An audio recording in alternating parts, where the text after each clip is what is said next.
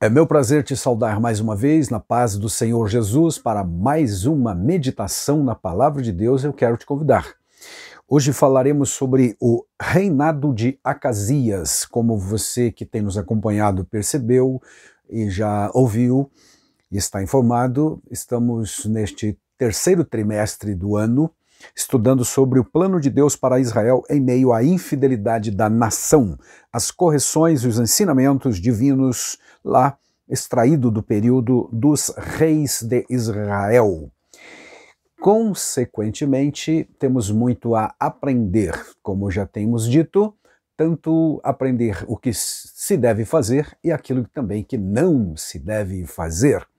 Com este rei, que foi o filho de Acabe, aprendemos, mais uma vez, aquilo que não se deve fazer, porquanto ele foi também um rei idólatra que seguiu os passos do seu papai. Aprendeu com o seu pai. Eis o que lemos, por exemplo, em 2 Reis, capítulo 1, para a introdução do nosso estudo. E depois da morte de Acabe, Moabe se revoltou contra Israel. Aparentemente, esse é um versículo deslocado do assunto, mas não é a introdução sobre o reinado deste moço chamado Acasias, que começa então a partir do versículo 2, que diz, aparentemente já dando um salto na narrativa, o autor sagrado informa-nos que o Acasias caiu pelas grades de um quarto alto, algumas versões dizem escada, ou outros dizem grades mesmo, como aqui, que tinha lá em Samaria, no caso, palácio real, e adoeceu, e enviou mensageiros, e disse-lhes, ide e perguntai a Baal-zebub, Deus de Ecrom, se sararei desta doença. O verso 3 diz, mas o anjo do Senhor disse a Elias, o tisbita, levanta-te, sobe para te encontrar com os mensageiros do rei de Samaria, e diz-lhes, porventura, não há Deus em Israel para irdes consultar a Baal-zebub, Deus de Ecrom? E por isso assim diz o Senhor, da cama a que subiste não descerás, mas sem falta morrerás. Então Elias partiu, ou seja, foi se exilar no alto de um monte, como era muito comum na vida e ministério do Elias, um profeta solitário. Por muito tempo de sua vida viveu realmente à margem daquela idolatria toda, por consequência, tal como qualquer crente fiel em tempos de pecado grosseiro na nação ou na sociedade, ele procura se isolar de alguma forma, seja internamente, seja fisicamente. O Elias tinha este princípio, era sustentado por Deus por vários momentos há registro dessa sustentação de Deus, no sentido até mesmo físico e material, como já vimos em aulas passadas, quando os corvos o alimentaram durante algum tempo, alguns meses, provavelmente anos até, lá no Querite, à margem do ribeiro Querite. Depois esteve hospedado com uma viúva em Sarepta. Mas agora, em outro momento do seu ministério, talvez não, certamente bem mais idoso, o Elias está enfrentando agora, por direção de Deus, o Acasias, que é o descendente direto de Acabe, a quem ele combateu quanto à sua idolatria. É bom dizer que esses combates, essas lutas, essas provas, era contra os atos pecaminosos. Nada se faz, e até hoje é assim, contra pessoas, contra personalidade, mas contra os erros, os desvios, contra a idolatria, especialmente aqui neste caso. Até hoje o crente em Jesus não deve atacar a personalidade de ninguém, pessoas e tal, mas lutamos contra o erro, contra o pecado, contra o procedimento destas pessoas. Então os profetas bíblicos igualmente condenavam incisiva, direta e duramente os pecados, especialmente o de idolatria e a consulta a deuses falsos, que foi o caso aqui. A coragem de Elias é exemplo e incentivo para os que são chamados a pregar, a exortar segundo a palavra de Deus, independentemente de classe social, de raça ou credo religioso. O importante é confrontar com a palavra de Deus, com a verdade santa, o erro que as pessoas cometem. Não atacar, repito, as pessoas, mas o erro deles. E não dá para concordar com isto mesmo. Neste tempo, de tanto relativismo, é importante enfatizar realmente que o Evangelho é como uma contracultura. A palavra de Deus vai contra ou na contramão de quase tudo aquilo que a sociedade hoje preza e defende, infelizmente.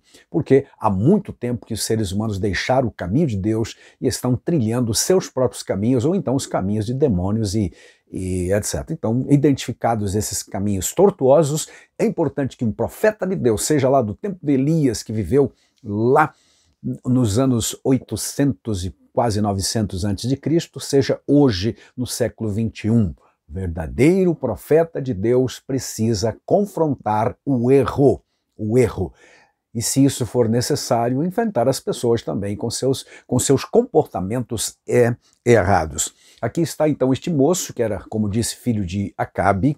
Acabe, que reinou 22 anos em Israel, introduziu, na verdade ele não introduziu o culto a Baal, porque já existia, como já vimos em aulas anteriores, mas ele incentivou, e de uma forma nacional, de uma forma oficial, aliás, o culto a Baal e a Zerá, que era a divindade feminina, esposa do Baal. Tinha na pessoa de Jezabel, consequentemente, uma grande promotora da adoração a estes deuses falsos. O que você imagina, então, de um filho que nasce de um casal idólatra como este, o Acabe e a Jezabel? Não era de esperar muita coisa, embora nós vamos ter na Bíblia Sagrada vários exemplos de pessoas que foram gente boa, mesmo no período dos reis de Israel. Você vai encontrar um Ezequias, um Josias, que tiveram pais perversos, mas eles foram radicalmente diferentes e honraram a Deus andando nos caminhos do Senhor. Por outro lado, houve filhos de pais bondosos, tementes e piedosos, que viveram vidas pervertidas andando no caminho do mal. Mas vamos nos focar aqui sobre o Acasias. O texto então diz que quando Acabe morreu, Moabe, que era vassalo de Israel, aproveitou a oportunidade para se revoltar contra Israel. É uma informação, repito, um tanto deslocada, mas a narrativa sobre o reinado deste Acasias começa assim, registrando a morte do seu pai e que houve uma revolta, portanto, dos moabitas, que certamente queriam a sua liberdade, sair do jugo que havia sido imposta por Israel, já desde os tempos de Davi, segundo o relato do livro de Samuel, segundo o livro de Samuel. Tá bom, agora, novamente, uma informação meia deslocada, caiu Acasias, não sabemos quanto tempo, no total ele reinou apenas 2 anos, o moço chamado Acasias, e a Bíblia Sagrada vai dizer que ele fez o que era mal aos olhos do Senhor. Está lá registrado em 1 Reis, capítulo 22, verso 52. Acasias, filho de Acabe, começou a reinar sobre Israel em Samaria, no 17º ano de Josafá, rei de Judá, e reinou 2 anos em Israel. Verso 53. Fez o que era mal perante o Senhor, porque andou nos caminhos de seu pai, quem era o pai dele? Acabe, como também nos caminhos de sua mãe, quem era a mãe dele? Jezabel, e também nos caminhos de Jeroboão, o filho de Nebate, que fez pecar a Israel. Quem era esse Jeroboão? O moço que fundou o Reino do Norte. Na verdade, ele foi o causador da divisão. É claro que havia um plano de Deus para tudo isso, para punir, de certa maneira, a conduta também errada já do próprio Salomão lá atrás e depois do Roboão também. Mas o Jeroboão foi o homem responsável por acabar dividindo Israel, e não só dividiu e ficou de bem com Deus, ou seja, servindo a Deus. Ele foi servir a deuses estranhos, implementando em Israel a adoração ao bezerro inicialmente, colocando 2 altares, como nós já estudamos, nos extremos do país, no norte e sul de Israel, fazendo toda a nação se desviar do culto verdadeiro a Jeová, que estava centralizado em Jerusalém. Agora este moço herda de seus pais a adoração a Baal. Mas ele não ficou restrito a Israel. Aqui está escrito neste texto que ele mandou consultar um tal de Baal-zebub, que era uma espécie de versão da adoração a Baal. Era uma divindade, como já vimos, esse Baal, né? Uma divindade adorada em toda a Canaã antiga, em países vizinhos, na Fenícia principalmente, e em cada cidade havia uma divindade local, como se fosse um padroeiro da cidade, algo assim. Então, esse Baal-zebub era o deus de Ecrom. Ecrom era uma das 5 capitais ou cidades principais dos filisteus daquele tempo. Portanto, a questão mais ou menos de uns 50 quilômetros, 40 e poucos quilômetros de distância de Samaria.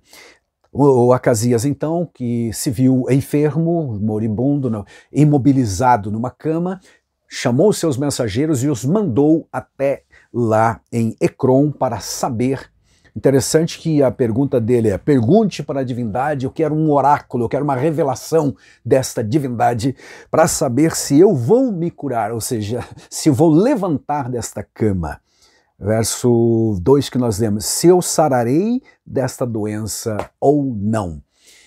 É interessante, ele não está pedindo a cura, mesmo porque não havia poder nessas divindades para curar, a não ser que o próprio Deus eterno, criador dos céus e da terra, dominador de tudo, realmente operasse um milagre. Ele estava precisando de um milagre, mas ele está só perguntando se ele vai levantar da cama ou não.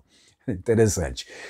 Mas estes mensageiros, ao saírem de Samaria, em algum ponto da estrada, Deus, o Espírito Santo, revelou a Elias, que estava lá em algum lugar no deserto, separado, longe da cidade, e disse: sobe, Elias, vai interceptar os mensageiros de Acasias, porque eles estão cometendo uma loucura em Israel. Estão indo consultar uma divindade pagã, esse Deus Baal-zebub, cujo título ou nome significa Deus das moscas, divindade que dominava as moscas. Muito apropriado, porque havia tempestade, ataques de moscas em vários tipos naquelas regiões. Então, se tivesse, como eles acreditavam, que havia um Deus que controlava as moscas, poderiam deter esses enxames de moscas que causavam prejuízos tanto para o gado quanto também para a lavoura e para as pessoas, transmitindo doença, uma série de fatores. Aqui está então, voltando a Acasias, doente agora deste acidente doméstico que ele sofreu, e agravou-se por conta de, humanamente falando, né, a medicina precária daquele tempo, que certamente não deu condições ou soluções para o problema, e então se agravou, infeccionando aquele ferimento, e ele estava realmente à morte. Então Elias, orientado por Deus, desce lá, ou melhor, sobe, e vai encontrar-se com os mensageiros de Acasias, e diz a ele: escuta, não há Deus em Israel para vocês precisarem consultar um Deus estranho, uma divindade pagã, que não existe, que é mera criação imaginária dos seres humanos. Mas Israel estava tão envolto, tão empedernido de coração, todo Israel, todo o país, e o rei também, naturalmente, porque, como vimos, ele é filho de um pai que foi idólatra tremendamente, e também uma mãe pervertida em todos os sentidos. Aqui está ele mandando consultar um Deus estranho. O reinado dele foi marcado realmente pela idolatria. O Deus dele era o Baal, com essa versão de Baal-zebub.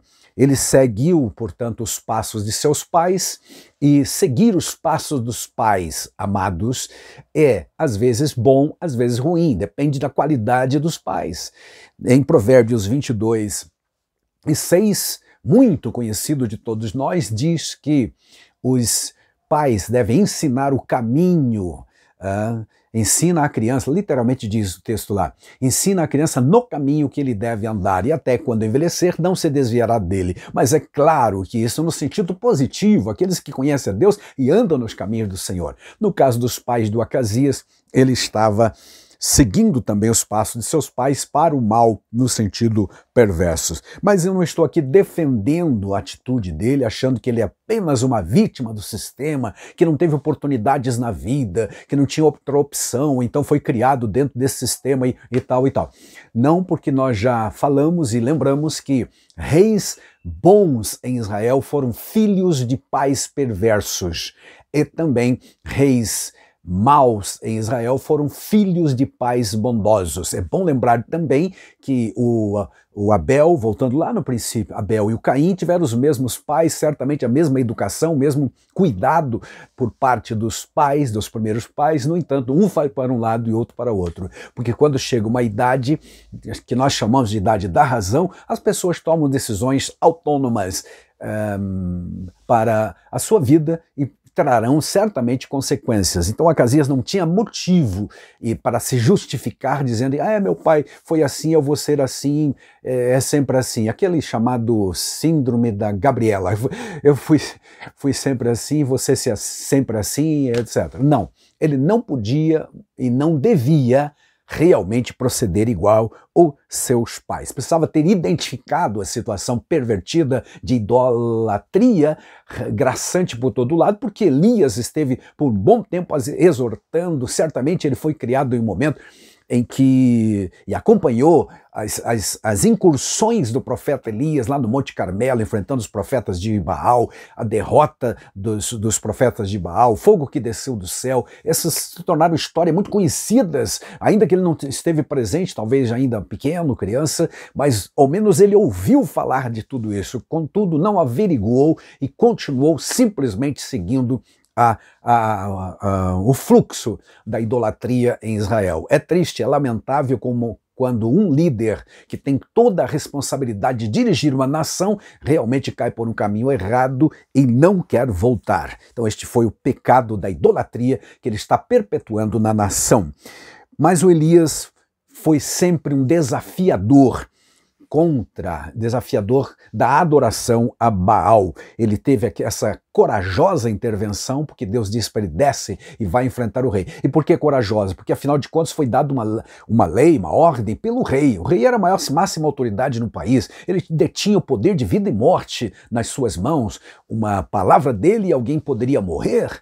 E o Elias enfrentava toda esta situação, mas desceu corajosamente e foi, primeiro, interceptar os mensageiros que haviam sido ordenados pelo rei, atenção, pelo rei, para irem até Ecrom. Mas eles atenderam e voltaram para o rei. Quando voltaram para o rei perguntou, vocês não foram? Ele disse, não, um homem assim, assim, deu uma descrição física do homem que os interceptou e disse, voltem para o rei e digam para ele que ele da cama que subiu não descerá, porque ele está mandando consultar uma divindade pagã estrangeira que não tem poder nenhum. Por acaso faz isso porque não há Deus em Israel? Esta era a pergunta. A resposta de Elias, então, o soldado, foi exatamente essa. Vocês voltem para lá, falem com o rei que ele será punido, vai morrer. Tá? E não devia ter consultado o profeta falso. Elias é conhecido na Bíblia Sagrada como profeta de fogo, porque em alguns episódios foram marcados esses episódios com a presença, com a manifestação do fogo. A começar pelo fogo que desceu sobre o altar lá no Monte Carmelo, e agora, quando o rei então ouviu aquela resposta, o Acasias mandou um comandante de 50 soldados ir até o monte onde o Elias estava exilado ou isolado, lá esperando os acontecimentos ou a ordem de Deus para fazer qual o próximo passo a dar. E o comandante chegou com seus 50 e ordenou, Elias, homem de Deus, aliás ele disse, né, a expressão que ele utilizou, homem de Deus, o rei manda que tu desças, ou seja, desce, foi a ordem. E Elias disse, se eu sou mesmo o homem de Deus, desça fogo do céu. E desceu fogo do céu, consumiu aqueles 50 soldados e também o comandante. Quando soube da notícia, o rei mandou outro comandante, mais 50 soldados, aconteceu a mesma coisa. E com uma terceira companhia de soldados liderada por um comandante inteligente, este terceiro comandante chegou perante Elias lá no alto do monte, humilde, ajoelhou-se e disse: homem de Deus, eu sei o que aconteceu tudo com os outros dois comandantes. Então, seja preciosa a minha vida aos teus olhos. Por favor, vamos descer para ir até o rei. Então, um anjo do Senhor, porque é Deus que está dirigindo todo o processo, e portanto não cabe a mim questionar o porquê que fogo do céu desceu e porquê que consumiu e porquê as vidas foram ceifadas, e alguns humanistas podem perguntar seriamente quanto a isso, acusar o Deus. Não, você não pode fazer isso, Deus conhece o todo, Ele é o eterno, Ele sabe o que faz e não erra nunca. Mas com este terceiro comandante, o anjo de Deus diz: desce, Elias, vai com ele. Então ele desceu e foi até o palácio. E quando chegou na presença do rei, corajosamente, Elias não mudou a mensagem, repetiu literalmente a mesma mensagem que havia mandado pelos mensageiros do rei, emissários do rei. Não há registro também de que o Acasias reagiu violentamente, que ordenou a morte do Elias ou coisa assim. Então foi corajoso Elias, manteve a sua palavra, não amenizou, repetindo, não usou de subterfúgio, não usou de eufemismos para tornar mais amena, né, a mensagem. Não, ele foi incisivo como Deus havia orientado ele a fazer. Certo, meus amados? Então, repetiu, na cama que você subiu, se você quer saber mesmo, não mais descerás, você morrerá. Morrerá. E foi o juízo de Deus sobre o pecado deste rapaz. É bom lembrar, então, mais uma vez, que não existe essa história de culpar os pais pelos pecados dos filhos. A Bíblia diz que aquele que pecar, essa alma, né, morrerá. E que os pais não pagam pelos pecados dos filhos e nem os filhos em lugar do pai. Cada um é responsável pelos seus atos, e aqui fica muito claro isso. E aqueles que são adeptos das doutrinas ou ensinos de maldição hereditária, é preciso estudar melhor. A Bíblia Sagrada não dá apoio em lugar algum sobre essas situações no que concerne a vida espiritual. Até existe as questões de hereditariedade biológica, mas espiritual e moral, não. As pessoas têm juízo próprio, ou seja, são seres inteligentes e podem tomar as melhores decisões. Acasias está conscientemente tomando o que fez, né, durante toda a sua vida, seguir deuses falsos e não a Jeová. A doença de Acasias, como já vimos, foi um acidente, onde ele caiu, feriu-se e por conta da precariedade da medicina, aquilo deve ter infeccionado, levando a um quadro realmente muito sério, irreversível. Ele estava imobilizado numa cama. Mas aqui o Elias está trazendo a ele o julgamento que Deus tem sobre ele. Certamente a mão de Deus estava operando também sobre tudo isso. E a determinação de Elias fica patente naquilo que já dissemos. Ele não alterou a mensagem, realmente repetiu literalmente a mesma palavra que havia mandado através dos seus mensageiros. Que assim seja com cada um de nós, que essa determinação de um profeta de Deus esteja presente na vida de todos os servos de Deus neste tempo tão complexo e difícil que vivemos. Ainda, Elias demonstrou várias qualidades, por exemplo, uma delas, a intimidade com Deus, o zelo em promover a adoração de Deus a Jeová, e também a clareza e a assertividade, conforme lemos em 2 Reis, capítulo 1, versículos 9 a 12, porque ainda hoje o Senhor busca homens e mulheres que temam somente a Deus, que sejam corajosos, que tenham a intimidade do Senhor. No Salmo 25, versículos, algum versículo lá pela metade do Salmo diz que a intimidade do Senhor pertence àqueles que temem o Senhor. Literalmente, o versículo diz exatamente isso.